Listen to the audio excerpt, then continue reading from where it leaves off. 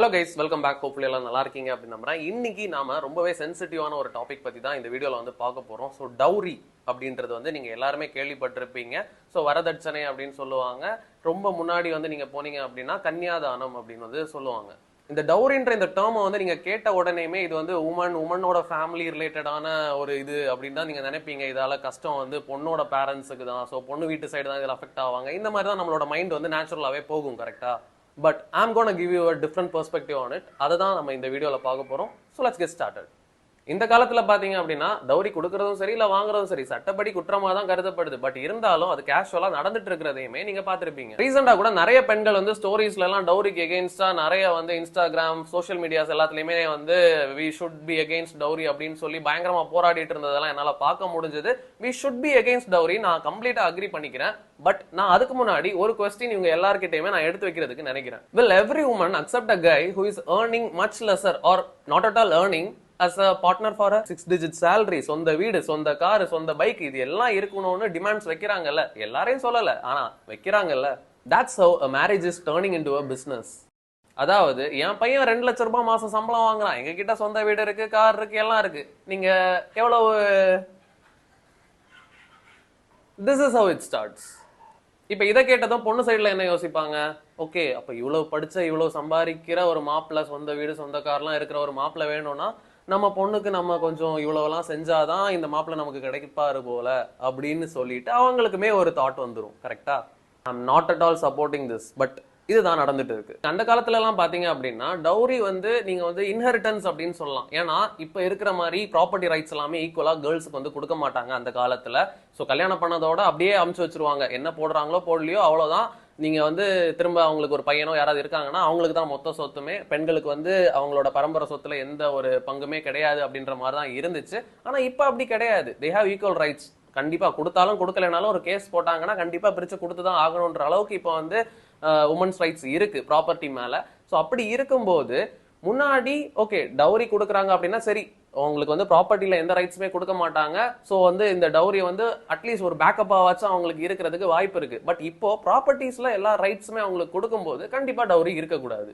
இப்ப நான் என்னோட பெர்ஸ்பெக்டிவ் வரேன். இப்ப எல்லாருமே ஈக்குவல் ஸ்டேட்டஸ்ல வந்து நாங்க வந்து வரன் பாக்குறோம் அப்படின்ற கான்செப்ட்ல தானே இருக்கீங்க. அதாவது ஒருத்தங்களோட ஒரு சொத்து மதிப்போ இல்ல ஏதோ ஒண்ணு ஒரு 50 lakhsக்கு இவங்களுக்கு பேக்கப் இருக்கு அப்படின்னா பையன் வீட்லயும் கண்டிப்பா அவ்வளவு இருக்கணும், இல்ல அதை விட அதிகமா இருக்கணும் அப்படின்னு எதிர்பார்க்கறாங்க.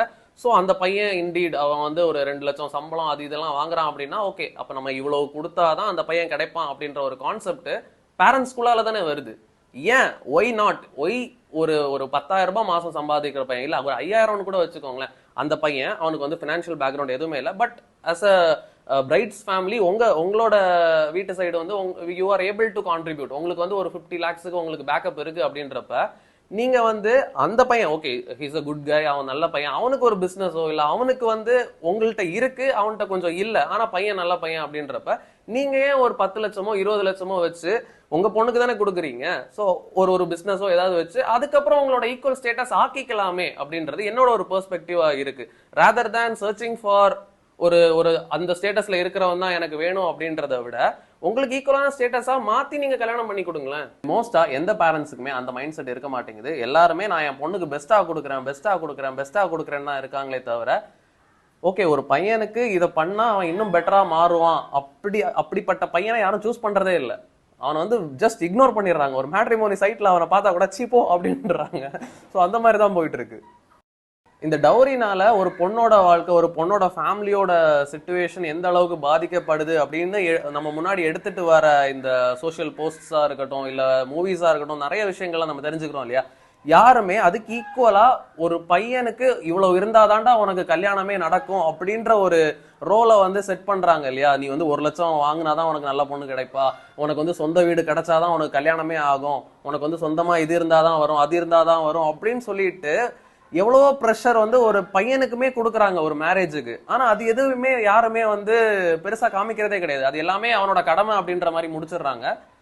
பட் எல்லாருக்கும் அந்த கஷ்டம் இருக்குங்க. ஒரு பொண்ணுக்கு அந்த மாதிரி இருக்குன்னா ஒரு பையனுக்கு இந்த மாதிரி இருக்கு. இது ஹார்ஷாவே கூட இருக்கட்டும். என்ன பொறுத்த வரைக்கும் ஒரு பொண்ணு ஒரு மேட்ரிமோனிலயோ இல்ல ஏதோ ஒரு இதுல ஒரு 10,000 தான் ஒரு பையன் சம்பாதிக்கிறான் அப்படின்னு சொல்லிட்டு அதை ஒரு காரணமா காமிச்சு ஒரு பையனை வந்து ரிஜெக்ட் பண்றா அப்படின்னு வச்சுக்கோங்களேன், இல்ல நேரடியாவே ரிஜெக்ட் பண்றான்னு வச்சுக்கோங்களேன், அந்த பொண்ணு கண்டிப்பா நான் வந்து டவுரிக்கு எகெயின்ஸ்ட், டவுரினால அப்படி இப்படி இப்படின்லாம் சொல்றதுக்கு அவங்களுக்கு எந்த ரைட்ஸுமே கிடையாது.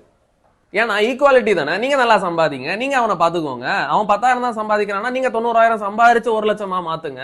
இந்த வீடியோ மூலமா நான் சொல்ல வர்றது ஒன்னே ஒண்ணுதான், try to accept every one. இவன் இவ்வளவுதான் சம்பாதிக்கிறான், அவன் அவ்வளவுதான் சம்பாதிக்கிறான், என் ஸ்டேட்டஸுக்கு ஏற்ற மாதிரி தான் நான் பொண்ணு பார்ப்பேன், என் ஸ்டேட்டஸுக்கு ஈக்குவலா தான் நான் பொண்ணு பார்ப்பேன், இப்படி ஒரு மைண்ட் செட்டை மாத்தி, ஓகே உங்க ஸ்டேட்டஸுக்கு அவன் இல்லை அப்படின்னா அவனை உங்களுக்கு ஈக்குவலா கொண்டு வரதுக்கு உங்களால ஏதாவது கான்ட்ரிபியூட் பண்ண முடியுமா? உங்க பொண்ணு உங்க மருமகன் அவங்க 2 பேரும் சேர்ந்து நல்லா வாழ்றதுக்கு உங்களால ஏதாச்சும் அமைச்சு தர முடியும்னா அதை பண்ணுங்க. அப்படி அமைச்சு தர முடியாது அப்படின்னா don't complain about dowry and all. அவ்வளவுதான், சிம்பிள். இதை நான் ஏன் சொல்றேன் அப்படின்னா, ஒரு பையனை வேணான்னு சொல்ற ரைட்ஸ் உங்ககிட்ட தானே இருக்கு. சோ அவங்க ஃபேமிலியில டவுரி கேட்கறாங்களோ என்ன இளவோ, ஆனா நீங்க வேணாம் அப்படின்னு சொன்னா அது வேணாம் தான், அந்த மேரேஜ் நடக்காது. சோ அப்படி யோசிங்களேன், அவங்க வீட்டு சைடு எதெல்லாம் எதிர்பார்க்கறாங்க அப்படின்னு உங்க காதுக்கு வரும்போது அப்போ ஓகே நம்ம என்ன ஆனாலும் இவ்வளவு கொடுத்து தான் கல்யாணம் பண்ணணும்னா அப்படி ஒரு வீடோ இல்ல அப்படி ஒரு மாப்பிள்ளையோ நமக்கு வேணான்னு டிசைட் பண்ணுங்களேன் சாலிடா. ஏன்னா உங்க விருப்பம் இல்லாம நீங்க கல்யாணம் பண்ணி வைக்கல இல்ல. சோ அப்படி நீங்க தான் ஒரு பையனை பாக்குறீங்கன்னா அப்படி எதிர்பார்க்காத பையனா பாருங்க, அவ்வளவுதான், சிம்பிள்.